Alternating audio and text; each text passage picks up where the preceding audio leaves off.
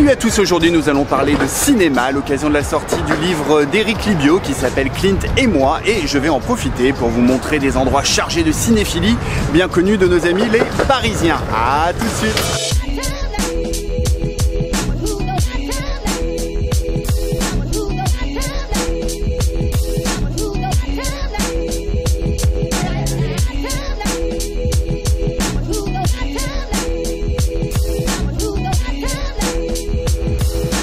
Alors le premier lieu que je voulais vous montrer, c'est évidemment le Grand Rex qui a été inauguré en 1932 et qui était à l'époque l'une des plus grandes salles de Paris. Alors c'est en fait un modèle réduit du Radio City Music Hall de New York avec sa façade art déco qui a été classée au monument historique, et c'est vraiment la salle de cinéma mythique de Paris.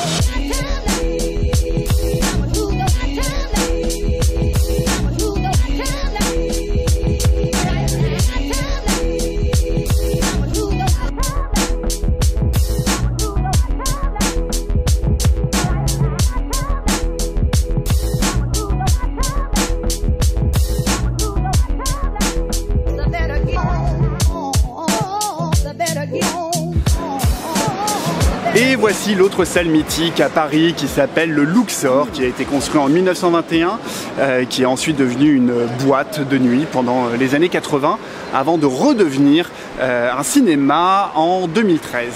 Et alors, il y a quelque chose de particulier avec ce cinéma, c'est que sa façade est de style néo-égyptienne, alors qu'à l'époque où ça a été construit, la mode pour les salles de spectacle était plutôt de style romantique ou Louis XVI.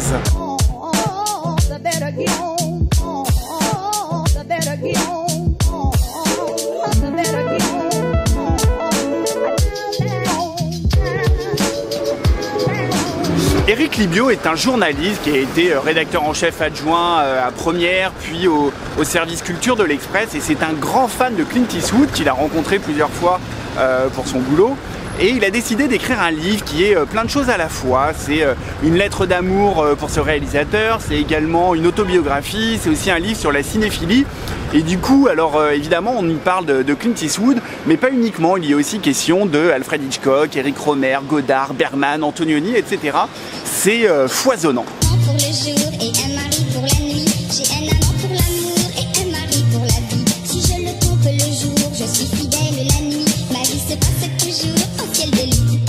Ma vie se prend pour le jour et un mari pour la nuit. J'ai un amant pour l'amour et un mari pour la vie. Si je le trompe le jour, je suis fidèle la nuit. Alors pour beaucoup de gens, Clint Eastwood c'est encore un acteur de films, de western italien, de Sergio Leone, alors que c'est pourtant un réalisateur très important qui a réalisé une quarantaine de films et qui a remporté 2 Oscars du meilleur réalisateur.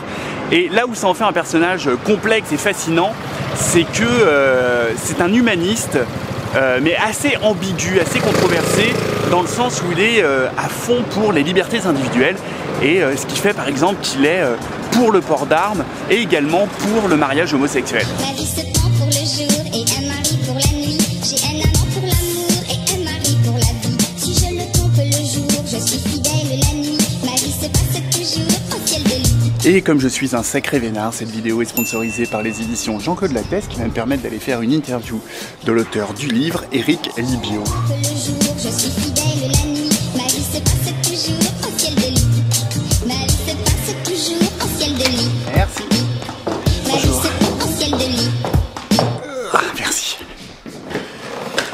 Éric Libio, bonjour. Bonjour. Vous venez d'écrire Clint et moi, qui est un livre en hommage à Clint Eastwood. Bon, j'ai dit hommage tout de suite, on a l'impression qu'il est mort, mais en tout cas qui parle de Clint Eastwood. Il y a aussi par rapport à ce qu'il fait, c'est je fais ce que je veux, et le public américain, eh ben, il le suit pas forcément, et j'aime bien cette espèce de rapport amour-haine qu'on peut avoir envers lui. Moi, c'est plus amour que haine, même s'il m'emmerde des fois, hein, son côté libertarien à droite, ça m'agace. Bon, alors c'est vrai que j'adore le western, mais je pense que parce qu'il parlait, comme vous dites, de la naissance d'une nation, d'une civilisation, bah, ça pose des problèmes éthiques, moraux, la justice, le bien et le mal. Quand on fonde un pays, on se demande, bah voilà, quelle est la constitution, l'éthique et tout ça. Et je pense que le western, pas tous, bien évidemment, mais le western est beaucoup plus profond qu'on veut bien le penser. Oui. Quand on voit un film et ben ça, le film se révèle à nous-mêmes, et nous-mêmes, on peut se poser la question, mais pourquoi est-ce qu'on aime tel personnage?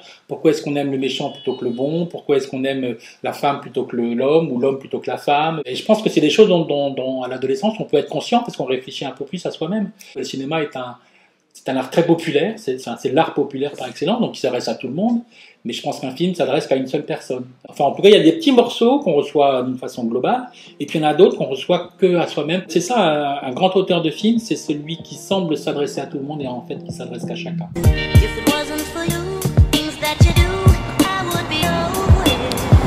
C'est vraiment frustrant parce que la conversation était super intéressante. Malheureusement, je suis obligé d'utiliser un minuscule extrait dans cette vidéo pour ne pas casser le rythme du vlog. Mais allez jeter un coup d'œil à ma chaîne YouTube, je vais mettre l'interview en entier et ça fait du bien de parler de cinéma comme ça.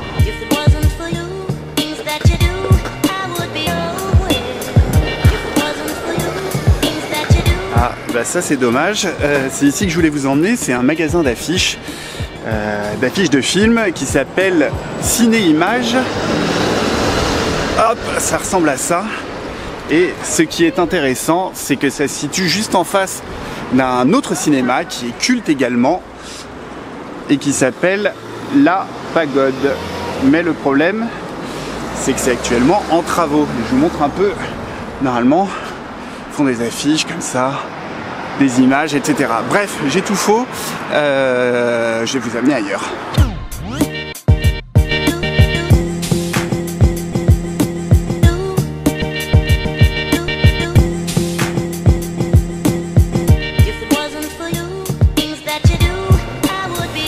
Clint Eastwood a vraiment une carrière super éclectique qui va du mélo au film de sport en passant par le film de guerre, le polar, etc.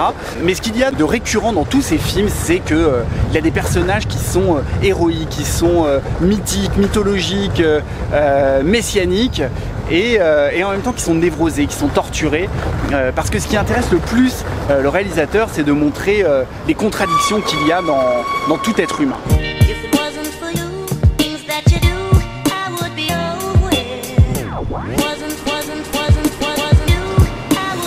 Alors, c'est ce pont que je voulais vous montrer, qui s'appelle le pont de Bir Hakeim, qu'on voit dans tout un tas de films, qu'on voit dans Le Dernier Tango à Paris, on le voit dans Inception, on le voit dans Ronin de John Frankenheimer, dans Munich de Steven Spielberg. Alors évidemment, en ce moment, c'est en travaux, parce que cet été, tout Paris est en travaux, mais je pense qu'on va passer au-dessous et que ça va être très joli. Je vous montre ça.